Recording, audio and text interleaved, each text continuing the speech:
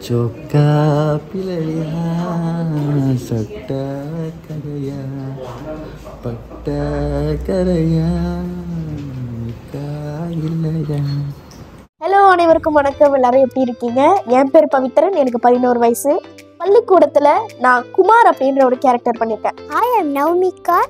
I'm doing a lead role as Yamuna. Hi வணக்கம், நான் சங்கபாலன் சுப்பிரமணியம். நான் இந்த பள்ளிக்கூடம் என்கிற சீரீஸ்ல ராஜசேகர் அப்படின்ற ஒரு கணக்கு வாத்தியாரா வரேன். யாழ் அரசி ஒரு தமிழ் பள்ளி ஆசிரியர். ஸோ இவங்க தமிழ் சொல்லி கொடுக்குற ஒரு ஆசிரியர். பள்ளிக்கூடம் அப்படின்ற சீரீஸ்ல மரகதம் மாரு அப்படின்ற ஒரு கேரக்டர் பண்ணியிருக்கேன். நான் அருணாராஜ். இந்த நாடகத்துல என்னோட கேரக்டரோட பெயர் கயல். பள்ளிக்கூடம் சீரீஸ்ல நான் மிஸ் மேரின்ற ஒரு கேரக்டர் பண்ணியிருக்கேன். ஸோ மிஸ் மேரி யாருன்னு பார்த்தீங்கன்னா அவங்க மியூசிக் டீச்சர். இதுல நான் கணேசன் ஒரு கேரக்டர் நடிச்சிருக்கேன். யார் இந்த கணேசன் பார்த்தீங்கன்னா, நம்ம கதையில மெயின் ஹீரோ குமார்னு ஒரு பையன் இருக்கார்ல, அவரோட அப்பா தான் நான். பள்ளிக்கூடம்ன்ற சீரீஸ்ல தினேஷ் என்கிற ஒரு கதாபாத்திரம் பண்றேன். வணக்கம், நான் தினேஷ் சாரதி கிருஷ்ணன். இந்த பள்ளிக்கூடம் அப்படின்ற சீரீஸ் நான் தான் டைரக்ட் பண்ணியிருக்கேன்.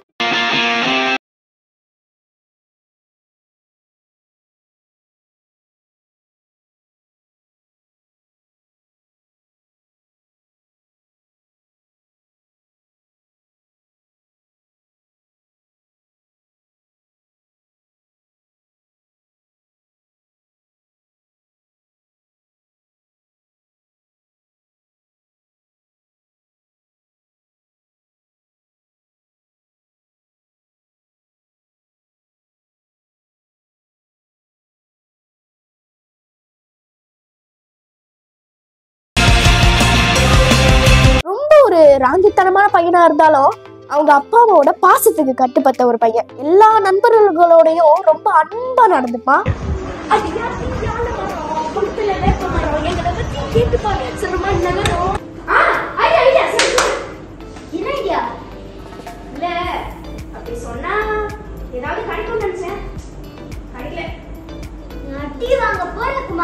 இதுதான் my first lead character.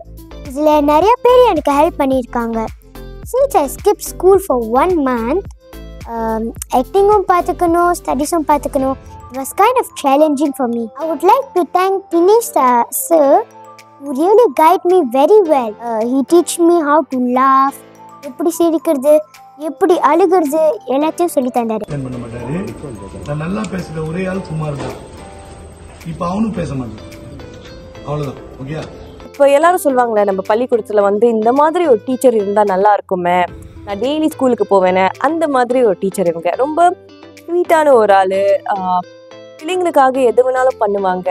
பிள்ளைங்களோட டேலண்ட், அவங்களோட இமோஷன்ஸ், நிறைய விஷயங்கள் பார்த்து அது கரெக்டா பண்ற ஒரு ஆள் தான் இவங்க.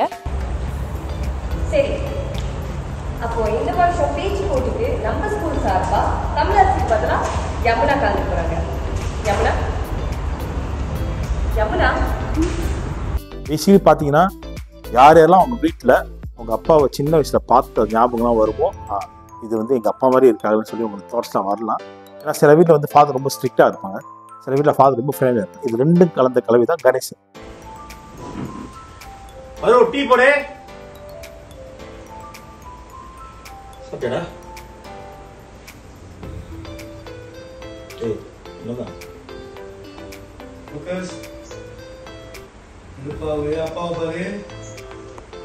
இது முழுக்க எல்லாம் பசங்களை வச்சு எடுத்த ஒரு சீரீஸ். ஸோ ஃபோக்கஸ் எல்லாமே அந்த பிள்ளைங்க தான். ஸோ அதில் ஒரு மெயின் கேரக்டர் பண்ணியிருக்கிற அந்த பையனோட பேரண்ட்ஸாக தான் நாங்கள் நடிச்சிருக்கோம், நானுக்கும் வேணும். எப்படின்னு பார்த்தா ஒரு டெய்லி லைஃப்பை கம்பவுண்ட் சைட்டில், எஸ்டேட் சைட்டில் இருக்கிறவங்க அவங்களோட லைஃப் எப்படி இருக்கும் அண்ட் எவ்வளோ கஷ்டப்படுவாங்க, பிள்ளைங்களுக்கு அந்த படிப்புன்றது எவ்வளோ முக்கியமான ஒரு விஷயம், அதை நம்ம எவ்வளோக்கு எவ்வளோ ஆன் டெய்லி பேசிஸ் அவங்களுக்கு நம்ம சொல்லிக் கொடுக்குறோம் அப்படின்ற ஒரு விஷயம் தான். தட் மீன்ஸ் ஒரு நடுத்தரம் லைஃப் வாழ்கிறவங்க எப்படி இருப்பாங்க, அவங்களோட வாழ்வாதாரம் எப்படி இருக்க போகுது, எவ்வளோ கஷ்டப்பட்டு அந்த பிள்ளைங்களை படிக்க வைக்கிறாங்க அப்படின்ற விஷயம் இதில் நிறையா இருக்கு.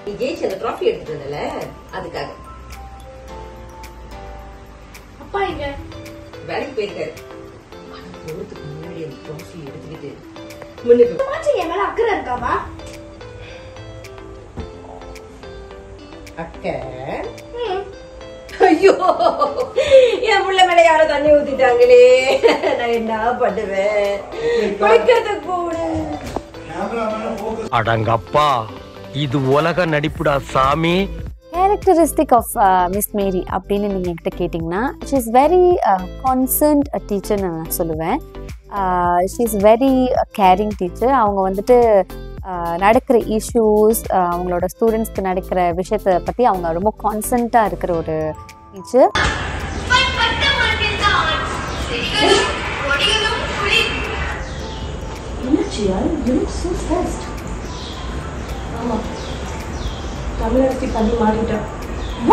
ஃபர்ஸ்ட் டே ஷூட் ஆரம்பிக்கிறப்ப பார்த்தீங்கன்னா எனக்கு ரொம்ப பெரிய ட்ராமா ஆயிடுச்சு. ஏன்னு பார்த்தீங்கன்னா எனக்கு ஷூட் வந்து எல்லாமே சின்ன சின்ன பிள்ளைங்க கூட எல்லாமே தமிழ் ஸ்கூல் பிள்ளைங்க கூட. ஸோ அவங்களோட தமிழ் வந்து ரொம்ப சுத்தமாகவும் அழகாகவும் இருந்துச்சு. அப்போ அங்கே உள்ள அந்த கிளாஸ் ரூமுக்குள்ள கால் எடுத்து வச்சு என்னோட ஷூட் ஆரம்பிக்கிறப்ப நான் வந்து ஒரு கணக்கு வாத்தியாராக இருந்தால் கூட என்னோட சொல்லில் வந்து சுத்தம் கொஞ்சம் குறைவாக இருந்துச்சு. அப்போ ஒவ்வொரு சொல்லுலையும் வந்து தினேஷ் டைரக்டர் வந்து அதை சரிப்படுத்தினாரு. அது சரிப்படுத்துறப்ப எனக்கு ரொம்ப ஏக்கமா இருந்துச்சு, நான் ஏன் தமிழ் ஸ்கூல் படிக்கல அப்படின்னு சொல்லி. நல்லா படிக்கலாம், ஆனா இப்போதான் அப்படி இல்லையே. Sir, if you don't mind, நாங்க இங்க சீட்டு போலாமா? ரொம்ப நேரமா எனக்கு காலெல்லாம் வலிக்குது சார்.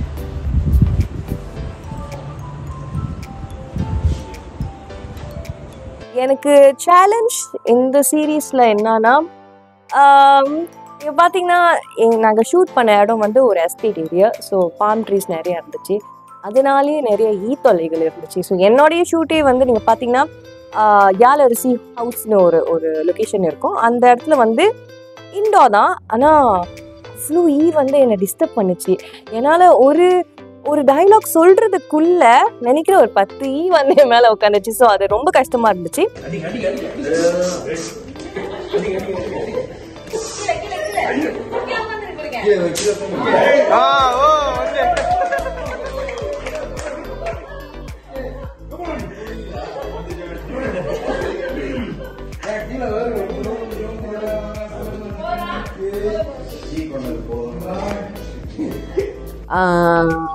இதை வந்து கேட்கும் போது எல்லாருக்கும் வந்து ஈயா அப்படின்னு நினைப்பாங்க. இங்கே சாதாரண இல்லைங்க, 1 2 இல்லைங்க, தலையை சுற்றி ஒரு 10-15 பறந்துக்கிட்டே இருக்கும். இந்த திங் என்னன்னா எல்லாம் காணா போயிடும். எப்போ தினேஷ் வந்துட்டு ஆக்ஷன் சொல்கிறாரு, சர்ன்னு இப்படி போவோம், கிராசிங்கில் போவோம், அன்டில் அவரே டென்ஷன் ஆகி எழுந்திரிச்சு வந்து ஒவ்வொரு ஈயா அடிக்கிறதுக்கு ரெடி ஆகிட்டாரு. அந்த மாதிரி ஒரு விஷயம்லாம் இருந்தது. அண்ட் அது வந்து இப்போ சொல்லும் போது வந்து சிறப்பாக இருக்குது. பட் ஷூட் டைமில் வந்துட்டு ரொம்ப கோ த்ரூ பண்ணோம். பிகாஸ் ஒரு சீனை வந்து ஃபுல்லாக எடுக்கணும்னு அது பாட்டு கிராசிங் 1 or 2 போனால் வந்துட்டு அதை ஓகே ஃபைன் அப்படின்னு போயிடலாம். நிறைய போகும்போது அந்த சீனை எப்படியாவது முடிச்சே ஆகணும் அப்படின்ற பட்சத்தில் அது செய்ய வேண்டியதாக இருந்தது. ஸோ அது ஒரு பெரிய ஆப்ஸ்டக்கலாக இருந்தது.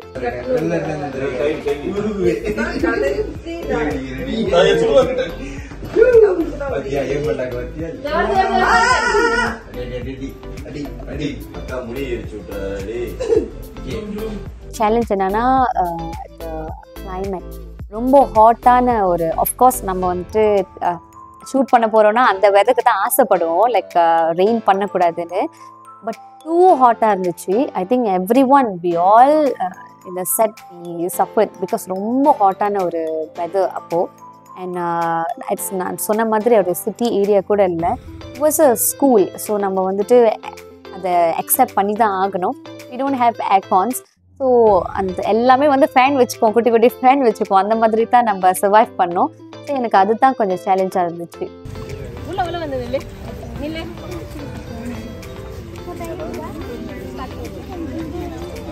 எல்லாருமே யாரை பார்க்கணும்? டீச்சரை மட்டும் தான் பார்க்கணும். புரியுதா? சாரி கட்டி, டீச்சரை மட்டும் தான் பார்க்கணும். மோஸ்ட் சேலஞ்சிங்கான பார்ட்னா ஒரு கவிதை. அந்த கவிதை எப்படியும் ஒரு 12 வரிகள் அந்த மாதிரி இருக்கும். அதை நான் ஒரு 5 நிமிஷத்துல கேட்ட டைம்ல 5 நிமிஷம் ஹைலைட் பண்ணி மனப்பாடம் பண்ணி 1 டேக்லேயே நான் ஃபினிஷ் பண்ணது. எனக்கு அது என்னென்ன சேலஞ்சிங்காக இருந்தாலும் அந்த 1 டேக்ல நான் ஃபினிஷ் பண்ணது எனக்கு அந்த ஒரு மூமெண்ட்ஸ் எல்லாமே ஹாப்பியாகவே இருந்துச்சு. ஸோ இதுதான் என்னோட மோஸ்ட் சேலஞ்சிங்கான பார்ட்ஸ்.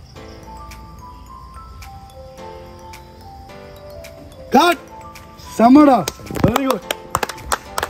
ஓகே, இதில் மிகப்பெரிய சேலஞ்ச் என்னன்னா ஃபுல்லாக கிட்ஸை ஹேண்டில் பண்ணுற வேண்டிய விஷயமா இருந்துச்சு. ஸோ அவங்களுக்கு ஆக்டிங் சொல்லி தரதுலேருந்து அந்த கோச்சிங்லேருந்து இந்த விஷயங்கள்லாம் செம்ம சேலஞ்சிங்கான விஷயங்கள் இருந்துச்சு.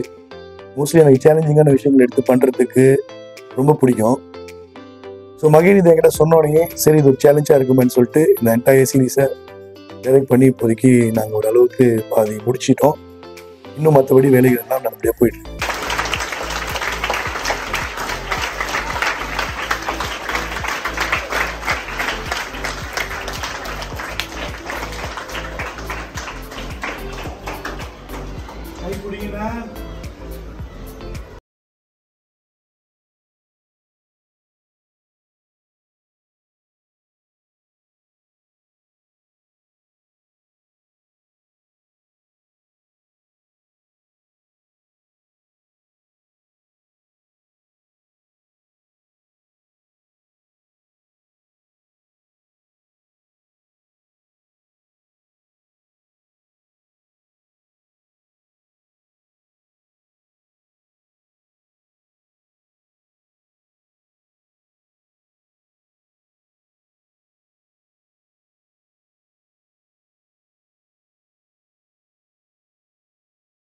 க்ரூ இந்த டீமை பற்றி சொல்லணும்னா இவங்க கூட ஏற்கனவே நான் பல தடவை பல ப்ராஜெக்ட்ல வேலை செஞ்சுருக்கேன். ஸோ இவங்க வந்து என்னோட ஒரு கம்ஃபர்ட் ஜோன். அவங்க கூட கான்ஃபிடென்ட்டாக நீங்கள் போயிட்டு ஃப்ரேம் பண்ணிக்க நிற்கலாம். இப்போ சம்டைம்ஸ் சில பேர்னா வந்து யோசிப்போம், ஐயோ எப்படி வச்சிருக்காங்க, நம்ம அழகாக காட்டுறாங்களா இல்லையா, கரெக்டாக வருதா இல்லையான்னு யோசிப்போம் இல்லையா. பட் ஜிவி கதீர் அண்ட் அந்த டீம் கான்ஃபிடென்ட்டாக நீங்கள் போயிட்டு ஃப்ரேம் பண்ணிக்க நிற்கலாம். ரொம்ப யோசிக்க வேணாம், கண்டிப்பாக அழகாக இருக்கும். ப்ளஸ் அவங்களோட கிரியேட்டிவிட்டி லெவல் வந்து வேற லெவல். படிக்கிறது உன் திறமைனா காப்பி பண்றது எங்க திறமை. அண்ட் நானும் சும்மா கேட்கலையே, அவனுக்கு நான் 50 காசு கொடுத்தேன் தானே, அதுக்காச்சும் க்ரூ பற்றி சொல்லணும்னா நான் எதிர்பார்த்ததை விட ரொம்ப ரிலாக்ஸாக அமைதியாக, பொதுவாக வந்து ஒரு ஒரு கலைஞர்கிட்டேருந்து ஒரு விஷயத்த வாங்கணும்னா எப்படி வாங்கணுமோ அதெல்லாம் தெரிஞ்சு தான் வந்து இருக்காங்க. எந்த ஒரு ப்ரெஷரும் இல்லை. இப்போ ஒரு சின்ன விஷயம் அந்த டைம் வந்து ஸ்கிரிப்ட் சரியாக வராட்டினா கூட அதை கொஞ்சம் கூட முகம் சுளிக்காமல் அதை எதுவுமே காட்டிக்காமல் ஓகே அதை எப்படி சரியாக பண்ணலாம் அப்படின்னு அவ்வளோ ஈஸியாக நான் எதிர்பார்க்கவே இல்லை. நான் இங்கே வந்து ஒரு வேலையாக வந்திருக்கேன் அப்படின்ற ஒரு விஷயத்தை மறந்துடுவேன். பொதுவாக வேலை வந்து ஒரு ஃபேமிலியோட எப்படி நம்ம வந்து மூவ் பண்ணுவோமோ, எங்கேயோ ஒரு ஹாலிடேக்கு போனால் எப்படி இருக்கும் அந்த மாதிரி தான் இருந்துச்சு இந்த செட்டில்.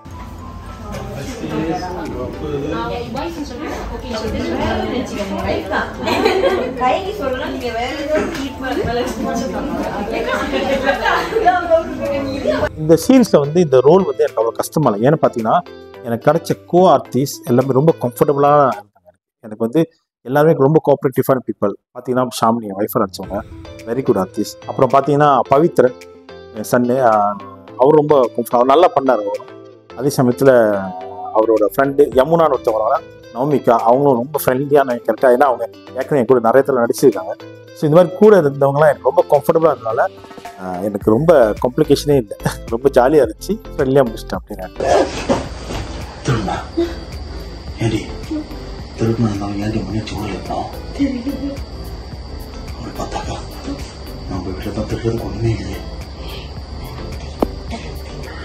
குபேர் வந்துட்டு ஏற்கனவே வந்துட்டு ஒரு சாரி குபேர் நான் அப்படி சொல்கிறது தப்பாக நினச்சிக்காங்க, செம்ம ஒரு காமெடி பீஸு. ஸோ எதுவாக இருந்தாலும் வந்து ஜாலியாக ஃபன்னாக பண்ணக்கூடிய ஒரு ஆக்டர் அவர். ஸோ அவர் கூட சேர்ந்துட்டு அது ஒரு சீன், ஆனால் அந்த சீன் வந்துட்டு காமெடியாக தான் இருக்கணும் அப்படின்னு சொல்லும்போது ஏற்கனவே காமெடி பண்ணுற நாங்கள் 2 பேரும் ஒரு காமெடி சீனை கொடுத்தா அப்புறம் எப்படி இருக்கும், இல்லைல்லாம் கெக்கன்னு சிரிச்சிட்டு இருக்கிற மாதிரி இருக்கும். எனக்கு செம்ம சிரிப்பு வந்துச்சு. ஈவன் அந்த டேக் போகிறதுக்கு கூட வந்துட்டு சிரிச்சு தள்ளிட்டேன். நிறைய டேக் போணுச்சு. பிகாஸ் வந்து நல்லா நடிக்கிறேன்னு இல்லை, நல்லா நடிச்சு அது இன்னும் செம்ம காமெடியாக இருக்குது. ஸோ அதனால் வந்துட்டு அந்த பர்டிகுலர் சீன் வந்துட்டு ஓவரால் இந்த சீரீஸில் பார்க்கும்போது அந்த பர்டிகுலர் சீனை வந்துட்டு நிறைய பேர் வந்து பேசுவாங்க அப்படின்றது மட்டும் எனக்கு எந்த டவுட்டும் இல்லை.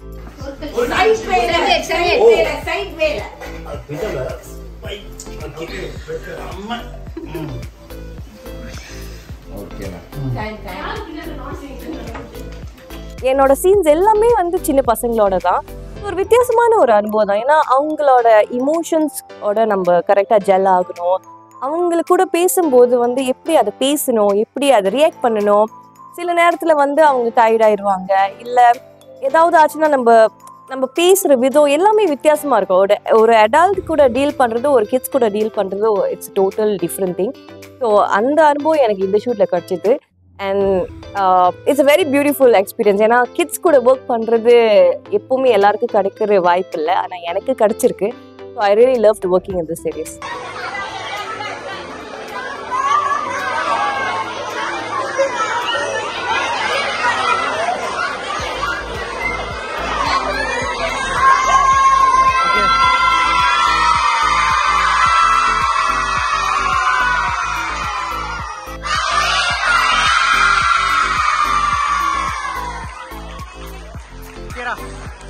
Okay, thank you.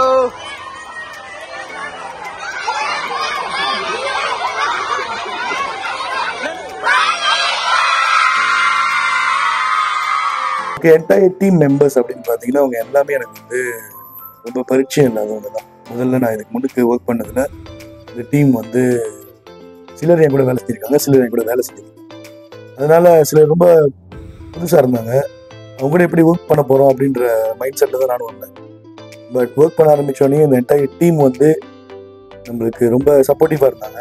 அந்த வேலைகளை எல்லாம் முடிக்கிறதுக்கு, முக்கால்வாசி வேலைகளையும் ஷூட்டையும் முடிக்கிறதுக்கு ரொம்ப சப்போர்ட்டிவாக இருந்தால் எல்லாமே என்ன செய்யணும்னு நினச்சோமோ அதை பக்காவாக அழகாக செஞ்சு முடித்தோம். மெயினாக நான் அதில் யார் சொல்லணும் அப்படின்னு பார்த்தீங்கன்னா என்னோட டியூபி கதிர், ஜிவி கதிர் அவர் பேர்.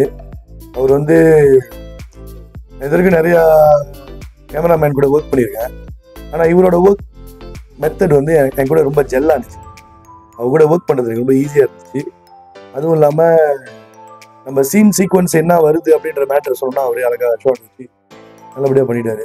கதிர் அப்புறம் என்டையர் டெக்னிக்கல் டீம் ரொம்ப சப்போர்ட்டிவாக இருந்தாங்க. ஈவன் எல்லா சீன்ஸ் டைமும் இப்படி பண்ணலாம் அப்படி பண்ணலான்னு அவங்களோட இன்புட்ஸையும் கொடுத்து ரொம்ப நல்லபடியாக பண்ணி கொடுத்தாங்க.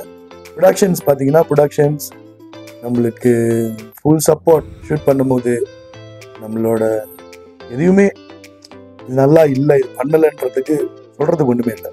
அவ்வளோ நல்லபடியாக ஷூட்டை கான்டாக்ட் பண்ணி கொண்டு போனாங்க. என்னோட மோஸ்ட் ஃபன்னியான பார்ட் அப்படின்னு ஆரம்பிச்சதே ஷாமணி அக்கா, அதாவது என்னோட அம்மா மரகதம் வந்தப்பதான். ஸோ அவங்க வந்து எப்படியாப்பட்ட ஒரு கேரக்டர்னா அந்த படத்துல என்னை வந்து ரொம்ப கலாய்ப்பாங்க. நானும் அவங்களுக்கு கலாய்ப்பேன், போட்டு போட்டு கலாய்ப்பேன். ஆனா அந்த அம்மா மகன்ற பாசம் எங்களை விட்டு பிரியவே பிரியாது. ரியல் லைஃப்லயும் நாங்க அப்படிதான். அவங்க ஒரு ஜோக் சொல்லுவாங்க, நான் ஒரு ஜோக் சொல்வேன். சிரிச்சு சிரிச்சு அந்த ஹவுஸ் ஷூட்டிங் அந்த ஒரு வீக் போனதே எனக்கு தெரியல, அவ்வளோ நல்லா இருந்துச்சு. ட்ராஃபி எடுத்துட்டதுல அதுக்காக அப்பா இங்க வேலைக்கு போயிருக்காரு. போறதுக்கு முன்னாடி அந்த ட்ராஃபி எடுத்துக்கிட்டு நம்ம இந்த தமிழ் ஸ்கூல் வந்து ஸ்கூல்ல போயிட்டு ஷூட் பண்றது வந்து இதுதான் எனக்கு வந்து ஃபர்ஸ்ட் டைம். நான் நிறைய ஸ்கூலுக்கு போயிருக்கேன், நிறைய ஷார்ட் ஃபிலிம்லாம் கான்டாக்ட் பண்ணியிருக்கோம். பட் நம்ம அங்கே நடிக்க போய் ஸ்கூல் சீசன்ல நம்ம வந்து டீச்சர்ஸ்லாம் மேலே இருப்பாங்க, நம்ம எல்லாம் கீழே நின்றுட்டு இருப்போம். இப்ப நாம ஒரு டீச்சரா இருக்கிறதுனால நம்ம மேல அந்த ஸ்டேஜ்ல நின்றுக்கிட்டு கீழே இந்த பிள்ளைங்க பண்ற அட்டகாசத்தை பாக்குறப்ப படிக்கிறப்ப நம்மளும் இப்படிதான் பண்ணிருப்போம் அப்படின்ற மைண்ட் செட். அண்ட் அந்த பிள்ளைங்க கூட, அதாவது இந்த தமிழ் ஸ்கூல் பிள்ளைங்க கூட நம்ம வந்து இன்ட்ராக்ட் பண்றப்ப அவங்க கிட்ட இருக்க அந்த டிசிப்ளின் அது வேற லெவல். ரெண்டாவது நம்ம வந்து இது தொழில், நம்ம வந்து பேஷன், நம்ம நடிக்கிறோம், அதுக்கு உண்டான விஷயம் நம்மளுக்கு கிடைக்குது, நம்ம செய்யறோம். பட் இந்த பிள்ளைங்க கிட்ட அந்த கமிட்மெண்ட், அந்த ஸ்கிரிப்டை கையில கொடுத்துட்டவே சின்ன பிள்ளைங்க ஸ்டாண்டர்ட் 1, ஸ்டாண்டர்ட் 2, ஸ்டாண்டர்ட் 3 படிக்கிற பிள்ளைங்க கையில இந்த ஸ்கிரிப்ட் எடுத்துட்டு கிடையாது. அதை படிக்கிறப்ப அவங்க காட்டுற கமிட்மெண்ட் அண்ட் அந்த ஸ்கிரீன்ல வந்து நடிக்கிறப்ப இன்னமும் நம்ம கூட ஒரு 10 வருஷம் டிராவல் பண்ணி நடிச்ச மாதிரியே அந்த பிள்ளைங்க இருக்கிறப்ப அது ரொம்ப எனக்கு ரொம்ப என்ஜாய் பண்ணேன். அவங்க கூட நடிக்கிறப்ப ஒரு நம்மளோட வயசு கொரோனா பிள்ளைங்க கூட நடிக்கிற ஃபீலே கிடையாது. அவங்க நம்மளே சரி பண்ணுவாங்க.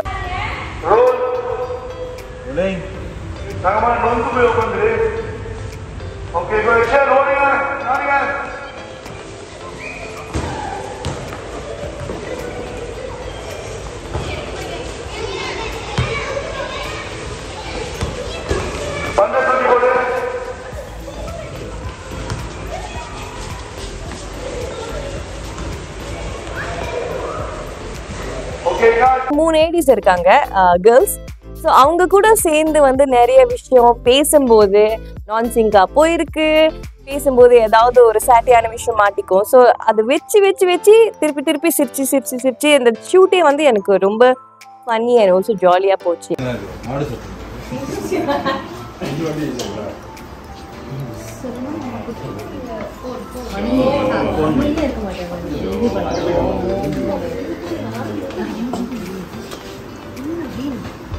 நந்தா அப்படின்னு ஒரு பையன் ஒரு கேரக்டர் பண்ணியிருக்கான்.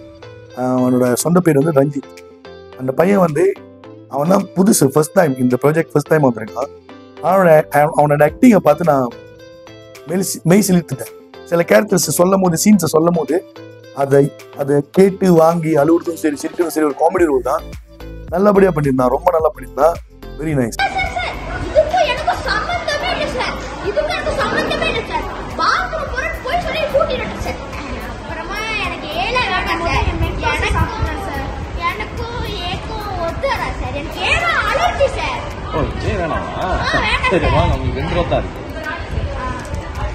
ஹாப்பி மூமெண்ட்னு கேட்டிங்கன்னா என்டையர்லி இந்த கிட்ஸ் கூட ஒர்க் பண்ணதே ஒரு பெரிய ஹாப்பி மூமெண்ட் தான். இந்த ஷூட்டே எனக்கு ஒரு ஹாப்பி மூமெண்ட் தான். விச் இஸ் நான் என்ன செய்யணும்னு நினைச்சனோ அந்த விஷயங்கள் எல்லாமே நடந்துச்சு. ரொம்ப சந்தோஷமா இருந்துச்சு.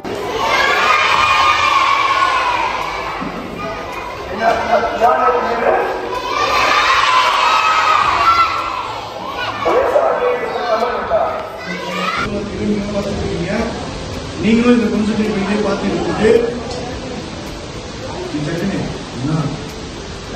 பேசணும். எல்லாம் அப்படி டீச்சர் டீச்சருக்கு வந்து இந்த ஆக்ஷன் செஞ்சு கொடுப்பாங்க. டீச்சரே பார்க்கணும். அது வந்து ஆய் சொல்லும் போது நீ எப்படி ஆய் சொல்லுவோம், கையை வந்து எப்படி ஆய் சொல்லுவேன். இதுவும் வந்து சரித்திரத்தில் எழுதப்படக்கூடிய ஒரு விஷயம். தினேஷ் கூட ஃபர்ஸ்ட் டைம் நான் ஒர்க் பண்ணுறேன். ஸோ அவர் டைரக்ட் பண்ணி நடிக்கிற ஒரு ஃபர்ஸ்ட் ப்ராஜெக்ட் இது எனக்கு. நான் வந்துட்டு அவரை பார்த்துருக்கேன், அவர்கிட்ட பேசியிருக்கேன். பட் அவரோட கேரக்டர்லாம் எப்படி இருக்கும் எனக்கு தெரியாது. ஆஸ் அ டேரக்டர் அவர் வந்துட்டு கோவப்படுவார், ரொம்ப ரிலாக்ஸாக இருப்பார், அதெல்லாம் எனக்கு எதுவுமே தெரியாது.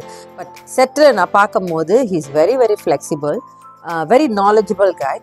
ஸோ ஒவ்வொரு விஷயம் வந்து பர்டிகுலராக வந்து எடுத்து சொல்கிறாரு. நம்ம ஒரு டோனில் பேசினா கூட இல்லை எனக்கு இப்படி வேணும், இந்த மாதிரி பேசுங்க அப்படின்னு சொல்லிட்டு அவரும் ஒரு ஃபியூ திங்ஸ் வந்துட்டு எடுத்து கொடுப்பாரு. அண்ட் காமெடியாக இருந்தாலும் சரி, அந்த காமெடியை வேறு நடித்து வேறு காட்டுவார். So very very nice working with him.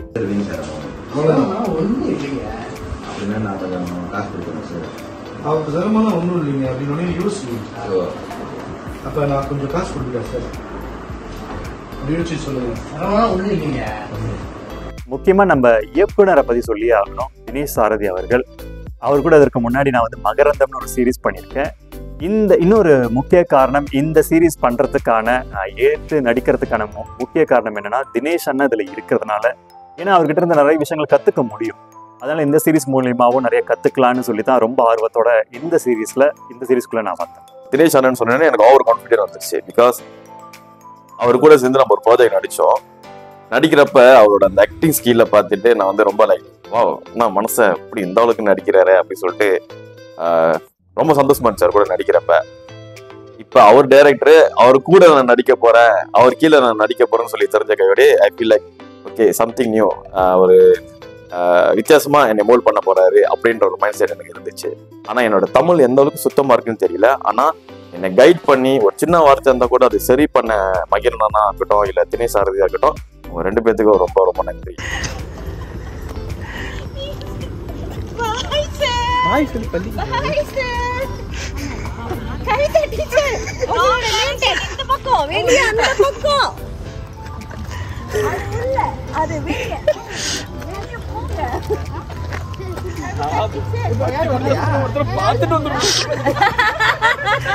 Director வந்து பார்த்தா வந்து கொஞ்சம் பயமாக தான் இருக்கும்.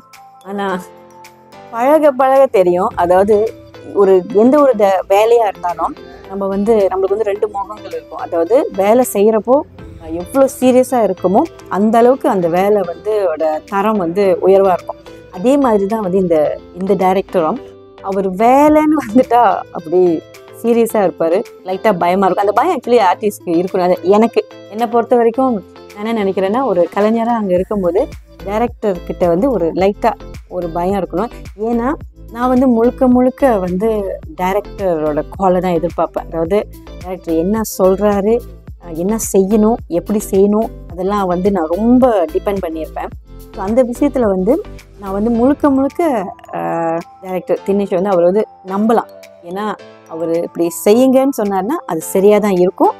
இது வரைக்கும் வந்து எனக்கு எந்த ஒரு மன கசப்போ அல்லது ஐயோ இது இந்த மாதிரி நடந்துருச்சு அந்த மாதிரி எதுவுமே இல்லை, யோசிக்கிறதுக்கு எதுவுமே இல்லை. இதுக்கப்புறமும் இவர் கூட ஒர்க் பண்ணால் சந்தோஷமாக தான் இருக்கும். நீங்க வந்து நிக்கிறீங்க, ப்ளீஸ் இது எங்க அம்மா, அந்த டைலாக் கிடையாது.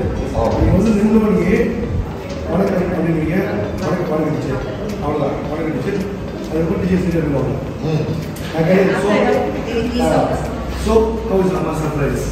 அவர் எப்படின்னா he expects only like real expression. உண்மையாலே நீங்கள் என்ன பண்ணுவீங்க, உண்மையாலே இப்படி சொல்கிறான் அப்போ நீங்கள் என்ன பண்ணுவீங்க, அந்த ஸ்கிரிப்டும் ஃபாலோ பண்ணும். But at the same time அது உள்ள ஜிஸ்ட் எடுத்துக்கிட்டா he would be very happy. உங்கள் ஸ்டைல் நீங்கள் எப்படி செய்வீங்க அந்த மாதிரி அவர் சொன்னார்.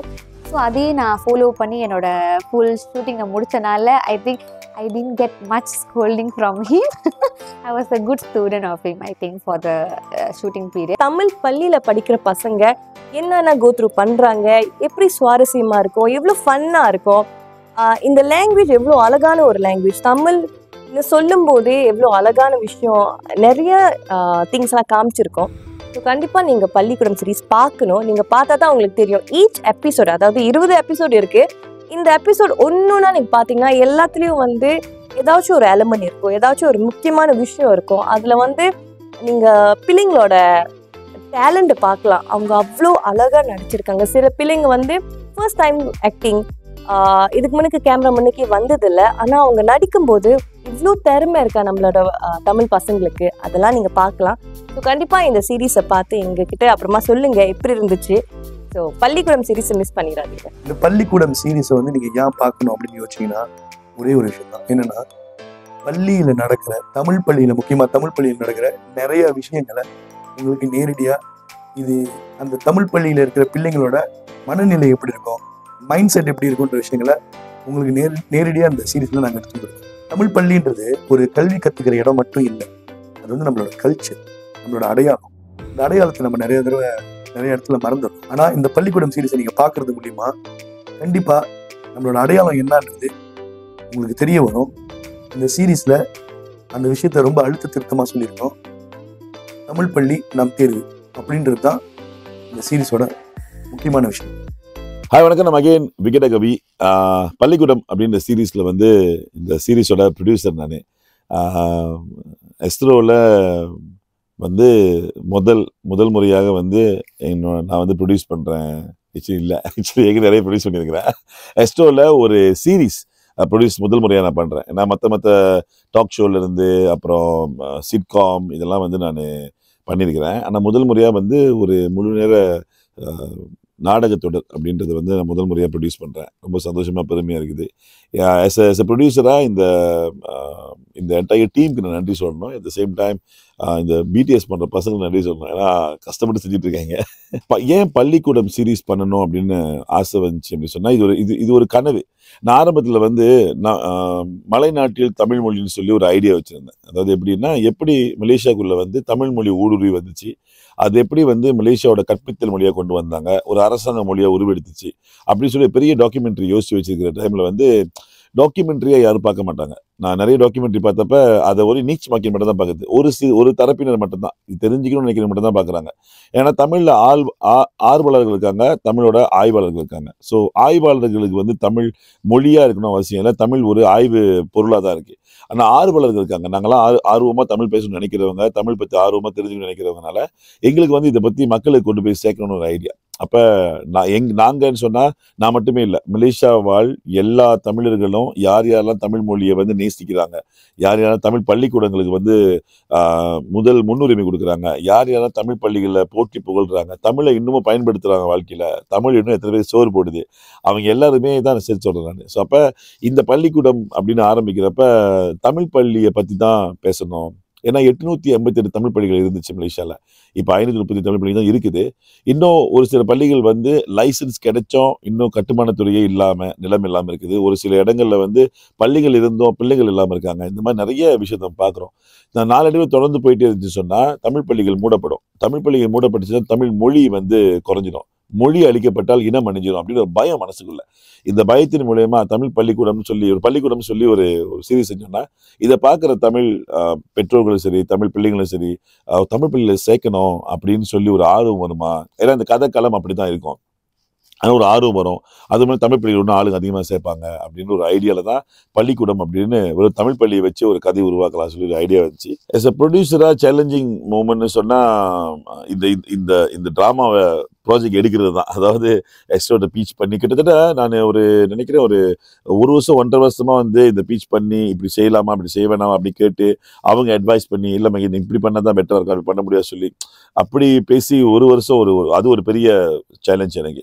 அதை தாண்டி நான் ஒரு ஒரு ஒரு நடிகராகவோ இல்லை அறிவிப்பாளராகவோ இருக்கிறேன். நான் அப்படி இருக்கிற பட்சத்தில் நான் இந்த ப்ராஜெக்ட் எடுத்து செஞ்சேன்னா எவ்வளோ பேர் ஒத்துக்குவாங்கன்ற ஒரு தாட் மைண்டில் இருந்துச்சு. மூணாவது விஷயம் என்னன்னு சொன்னால் இந்த அப்ரூவல், அதுவும் சின்ன பிள்ளைங்க நடிக்க வைக்கிறோம். ரெண்டாவது விஷயம் அவங்களோட மூட் எப்படி இருக்கும்னு தெரியாது, என்ன பற்றி நடிப்பாங்க தெரியாது. அதை தாண்டி அப்ரூவல் கிடைக்கணும் நம்மளுக்கு அப்படின்னு. அதுவும் புது டீம் கூட வேலை செய்ய போகிறோம். வழக்கமாக என்னோட படங்களை நான் டைரக்ட் பண்ணிடுவேன், நம்ம டீம் பசங்களே வேலை செய்வாங்க. இந்த தடவை புதுசாக வெளியேருந்து ஆள்லாம் எடுக்கிறோம். ப்ரொடக்ஷன் மேனேஜர் சரி, அசிஸ்டன்ட் டைரக்டர் சரி, டைரக்டர் எல்லாம் வெளியேருந்து எடுக்கிறோம். எப்படி வேலை செய்ய போகிறாங்களோ இந்த சேலஞ்சில் இருந்துச்சு. ஆனால் எனக்கு அந்த சேலஞ்ச் எதுவுமே சேலஞ்சாக இல்லாமல் நல்லா ஸ்மூத் ஆக்கி கொடுத்துட்டாங்க எல்லாருமே. அது வரைக்கும் ரொம்ப சந்தோஷமாக இருக்குது. நான் யாருக்கு நன்றி சொல்லணும் சொன்னால் முதல்ல எஸ்ட்ரோவுக்கு நன்றி சொல்லணும்.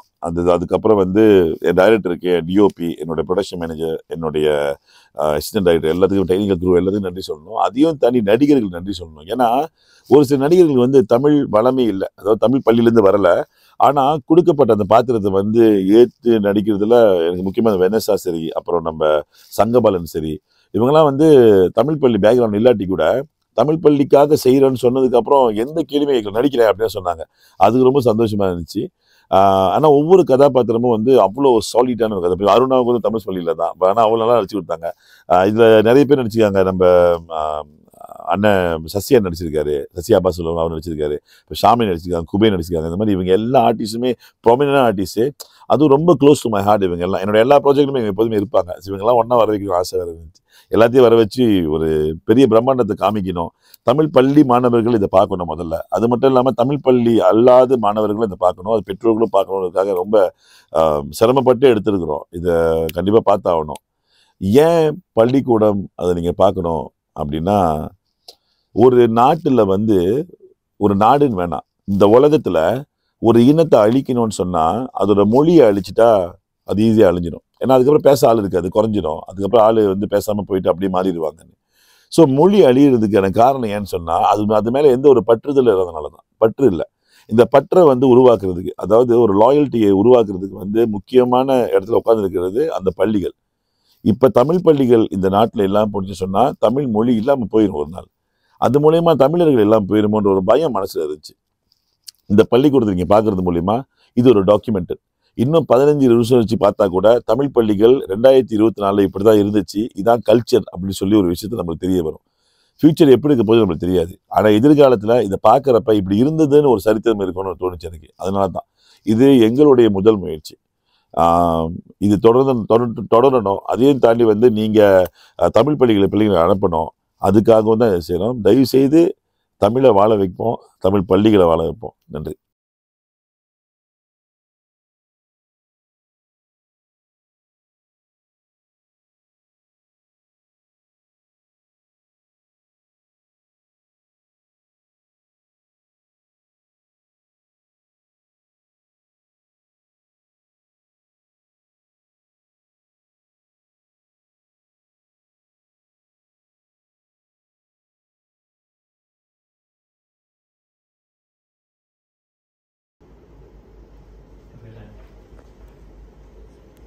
Okay, God.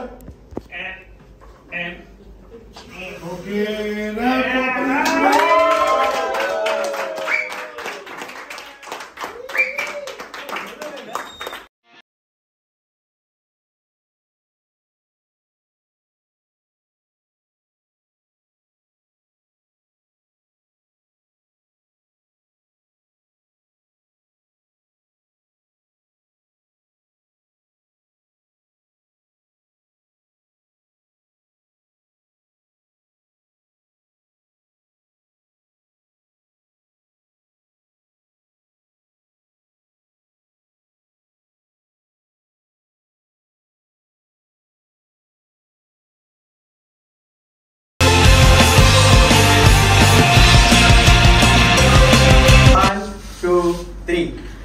பள்ளிக்கூடம்